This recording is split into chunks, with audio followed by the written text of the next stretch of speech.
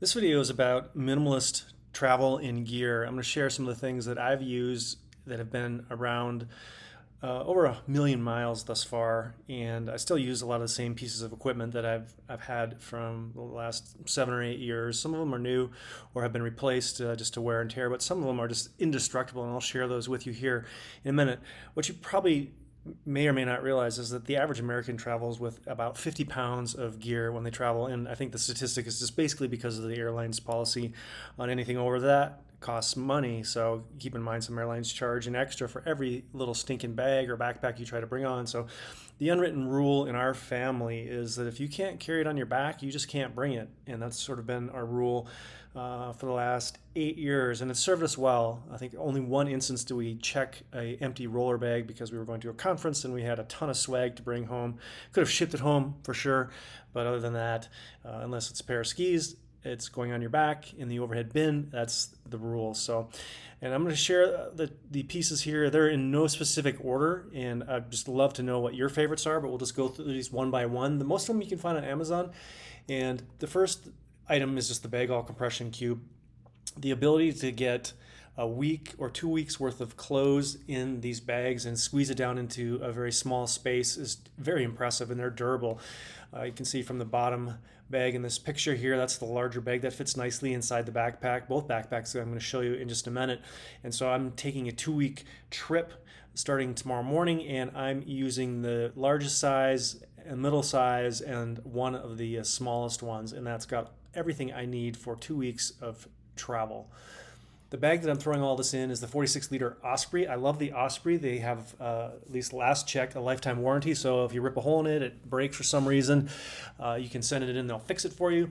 The 46-liter is the size that I like because it can be compressed down and fit into regional aircraft in the US.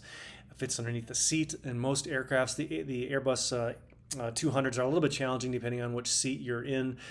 Some of the Boeing 757s can be challenging. There's a little bar or a little box that can make it a little bit tight, but these fit in all the overhead bins with no issue.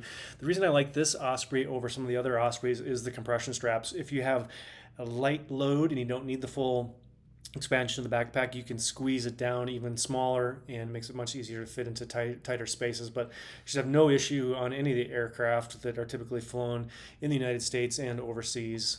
The next one is also an Osprey bag, and I like this bag. The compression strap system is a little bit different on this one. It's a little smaller, 44 liters, so not a ton of difference in size. The reason I like the Porter better is can't see it so well on this picture, but there is on top of it a little spot that you can unzip for easy access things like snacks, chapstick, lotion, hand wipes, whatever. So those are the two bags that I like the most. Next is just a piece of tech gear. You never know how far away the plug-in is going to be, and cords are messy. And having cords and headphones and chargers and phone chargers and all the issues, I like this because it's retractable. It's $14, and it is very convenient, lightweight, and just keeps the overall tech pouch much nicer. I use the smaller compression cube that I showed you on the previous screen for the chargers, watch charger, ring charger, etc., and usually a few little small snacks go in there as well. I think it's absolutely a must to have noise canceling headphones. I think headphones are so much more robust compared to the earbuds. I've traveled with both of them in the past, and this is the current pair that I have. I love the way they fit. I like the over-ear design, so they're not smashing your earlobes against your head for 10 hours. The battery life is pretty decent. I think it's 17 hours if I recall right. I can't remember specifically. But anyways, it has an app. It has different levels of noise cancellation and the ability to have good sound quality despite being in a noisy aircraft. Can't be overemphasized, particularly if you're doing a long haul flight or international flights like we are doing starting tomorrow. Little memory foam pillow. This I think is much more versatile than the neck wraps. We've tried neck wraps in the past, and some of them are quite pricey, like $60 for some of the higher quality ones, but it doesn't really fit well behind your back or underneath your knees. You can use this to prop your Kindle on or your laptop if you're working. It compresses down nicely.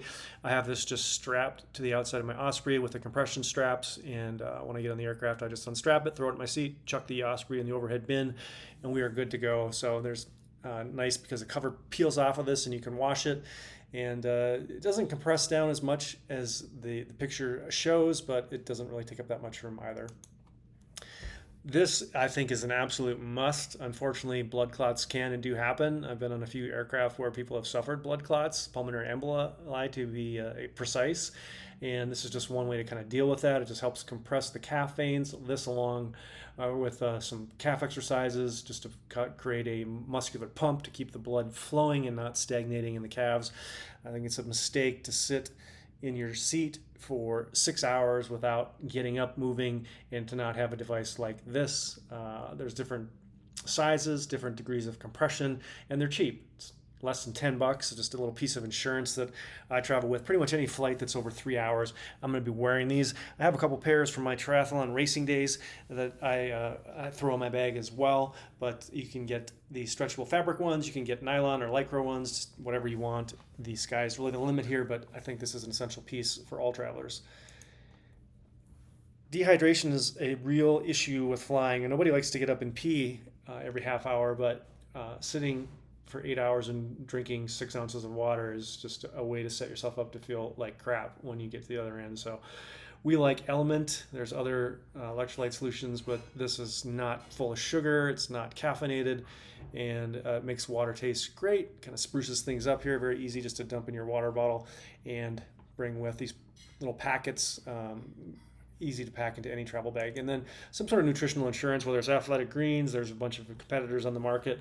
We've tried a few of them. I think this still has the best flavor, and the travel pouches are essential. I don't know if you recognize the image in the background of the screen, but that's the region we're going to, and it's notorious for meat and fish heavy dishes and not a ton of fresh veggies. So this is just our way of having a little bit of nutritional insurance to get the greens in the morning. So I hope you found that helpful. If you have a piece of gear or equipment or something nutrition-wise that you think is essential for travel, just throw it in the comments below. I'd love to see that. And I'll put together a list of links that you can check out on the description of the video below. Cheers, safe travels.